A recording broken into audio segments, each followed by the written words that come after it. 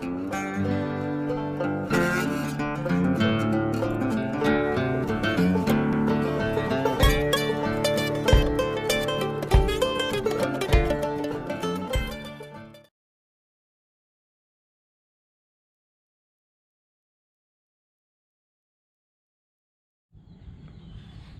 morning, historians from around the internet.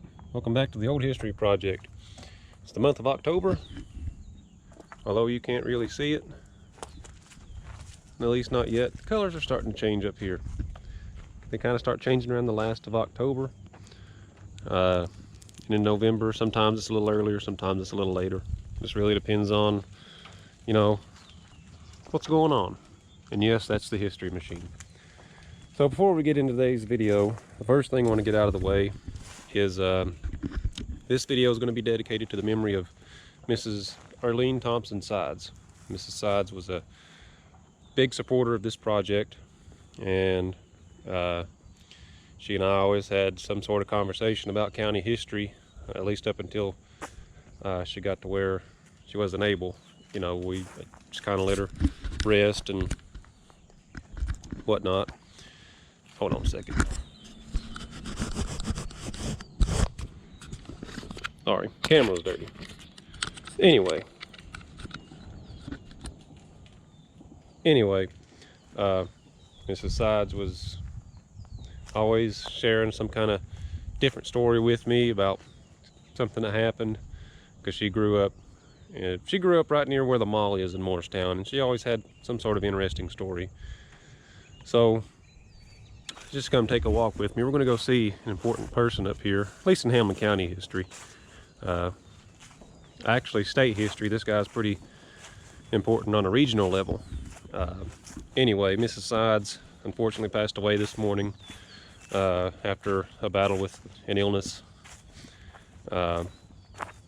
She set up the interview with Mr. Dean Miller a couple months ago. She was super excited. She was unable to do it, do the interview herself. So I'm always down to listen to some stories. So went to Knoxville, West Knoxville, and well, had a nice conversation with Mr. Dean Miller. But nonetheless, you guys get the point. Mrs. Sides will be missed, and this video is dedicated to her. So while we're walking here, I want to point out this grave here in Hamblen County anyway. This gentleman is the namesake for Whitesburg, small little town you pass it by going to the interstate on 11E. Now, I don't know too much about his story, but I think, if I remember correctly, he was one of the first postmasters for this area. So, Mr. Samuel White. So moving on. Today's video is going to be about Mr. Colonel James Roddye. Mr. Roddye was signer of the Tennessee Constitution. I fell into a hole there. But like I said before, I get into his story and why he's important, so be sure you leave a like, share, and subscribe if you like the video. And if you really like it and want to support your favorite internet historian, go and visit my Patreon, where you can donate securely. Now, I don't make a whole lot of posts on there, because I've got the Instagram, and I've got the podcast, the YouTube, and the Facebook, so I don't really have time to post. But you guys get the idea. Just if you want to support, because I don't monetize my content. You know, I don't want ads ran all over it. Although YouTube decided to do that anyway, but we just won't talk about it. So, looking for Mr. Colonel James Roddye.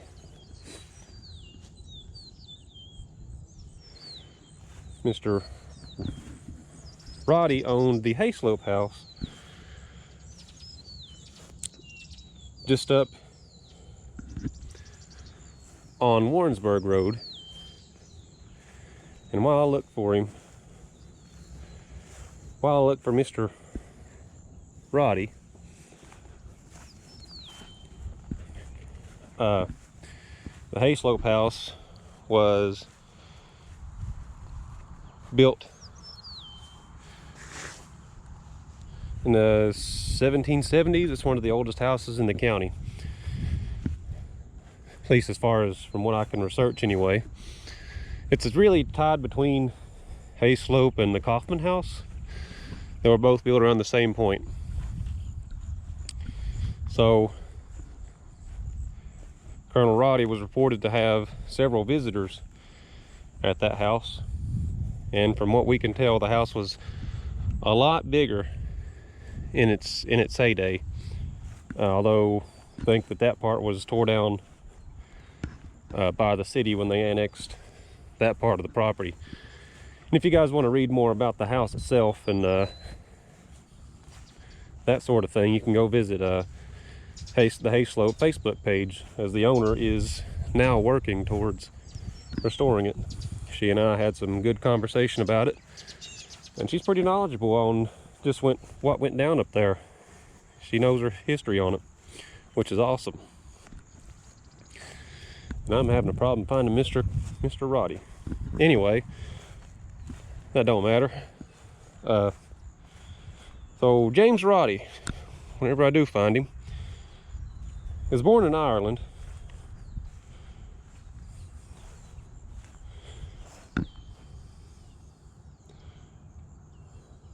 Hold on now.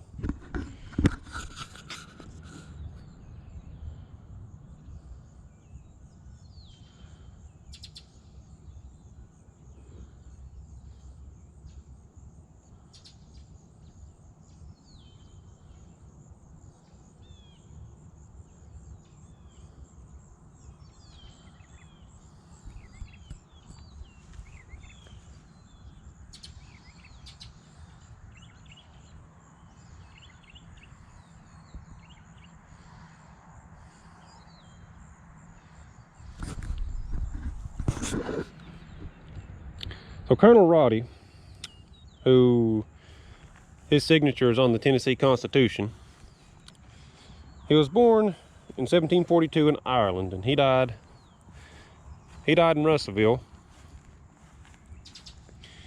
but he was a colonel during the American Revolution, and that makes him a little bit important. So served in North Carolina. All right, so James Roddye, he's the signer of the Tennessee Constitution, which basically ratified Tennessee's statehood. You know, after the whole state of Franklin thing, where this rebellious bunch of independent stations decided, you know, North Carolina just wasn't cutting it. Basically tried to, you know, turn ourselves into a state, but that didn't work out. So he was born in 1742 in Ireland and died in 1822 in Russellville, which at that time was not Hamblen County. That would have been, I believe that would have been Hawkins County. Because it was kind of weird how they had the county set up. But anywho, he was a colonel during the American Revolution, serving in the North Carolina line. And it's known that he served with distinction in the Battle of Kings Mountain, for which the Continental Congress awarded him a large tract of land. Falling into another hole there. A large tract of land, and in 1785 he would build the first house, which we now know of as Hayslope. Now again, that was in Russellville, and Russellville was in, I believe it would have been Hawkins County at that time, maybe Granger County. I don't know how they had the counties divided up. So,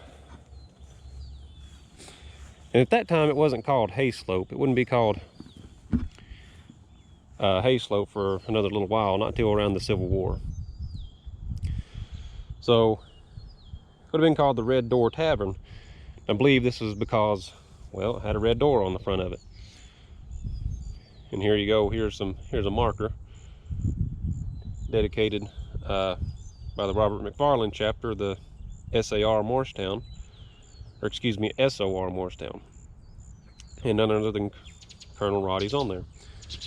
Anywho, was located right, I don't know if it would have been on the Kentucky Road or the Stage Road, probably the Stage Road, because Well, it runs right beside of that house, like directly beside of it. You can walk out the front door and, well, there's the stage road. But like I said, if y'all want more history on that, go to the Hayslope Facebook page. Anyway, Colonel Roddye was a member of Captain William Bean's company in the early days. In the early history of Tennessee, there was a lot of Native American raids and battles between white settlers and the native people. He served in the North Carolina House of Commons in 1788, representing Greene County, and he was a delegate to the Franklin Constitutional Convention from Greene County. I just hope my GoPro don't die here.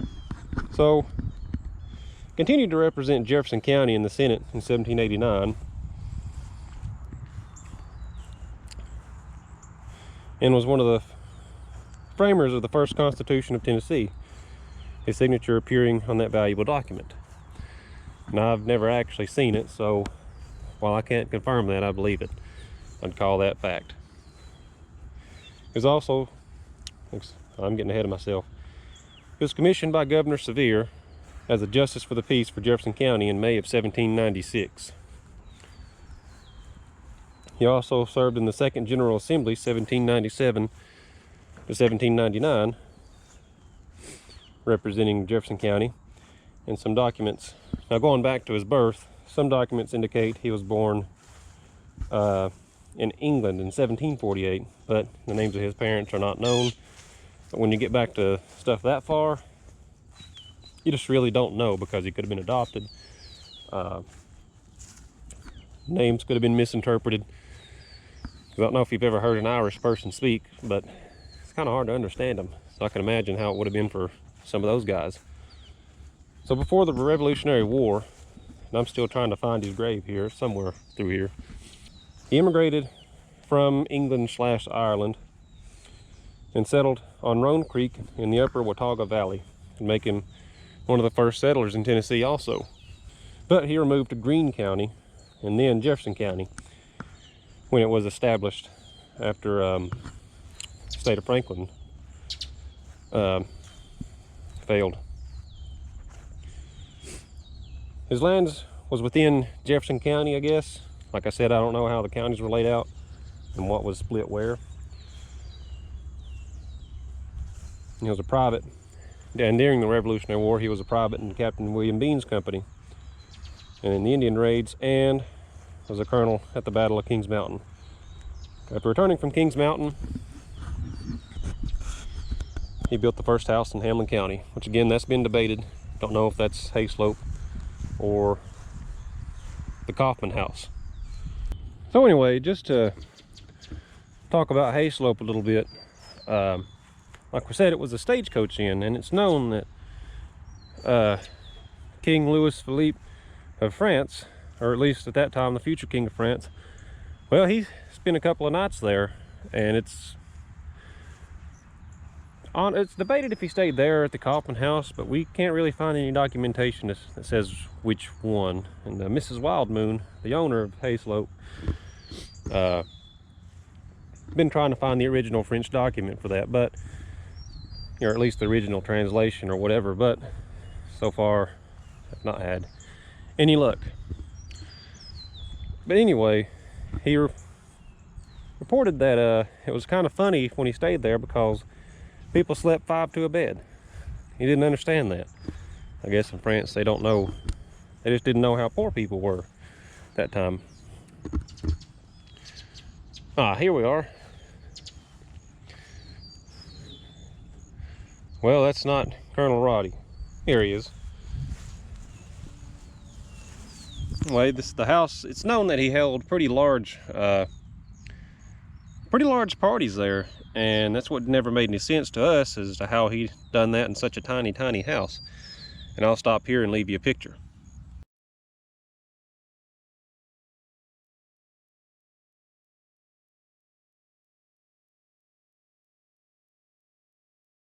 Soldiers in every major American conflict went through the doors of the Red Door Tavern.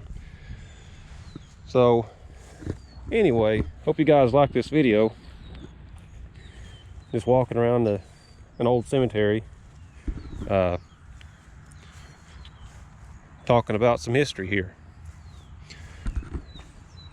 There's another feller here, Caleb Witt. I passed his grave a minute ago.